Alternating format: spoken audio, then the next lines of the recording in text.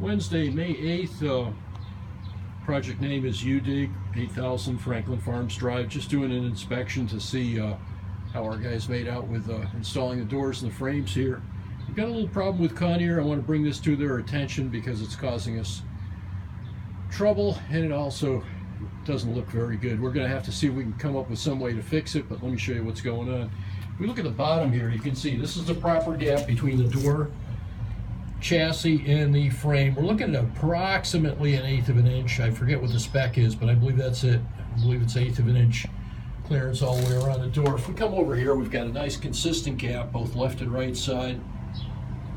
No problem at all with the bottom pivot. But as we come up here, you can see as we're going higher and higher and higher, that gap between the hinge side and the door is increasing. And when we get up here, it's excessive. We're getting somewhere in the neighborhood of 3/16 of an inch, which means when we get over to this side, we have insufficient clearance. It's about 1/16 of an inch. Now, with that much adjustment you can get out of these pivots, Conair has to hit this prep right on where there's going to be a problem. You can see, if you look at that offset pivot, it doesn't appear to be tilted or anything like that. It's properly positioned. Best I can guess is either the position that Conair is fabricating on the door chassis for the door portion pivot, or in the header portion pivot is incorrect. It's off by just a little bit, and it's causing excessive space on this right side. And this can lead to all sorts of problems with door fit. We've got rim panics on these, and they're already tight. When you start dropping that upper corner down on the door, you run into problems with them rubbing on Conair's standard strike. I've got this set up with an electric strike, and the same problem is happening here.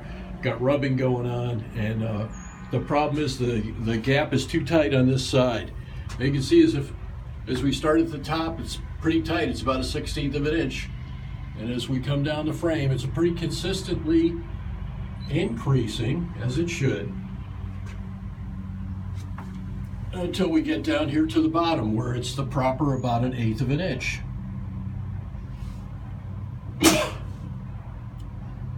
So let's see if we can get these fabrication issues resolved with the Conair fabrication department so we can spend less time in the field trying to correct these sorts of things. Of course, we can fix it, but it's time out of my pocket, time and money out of our pocket.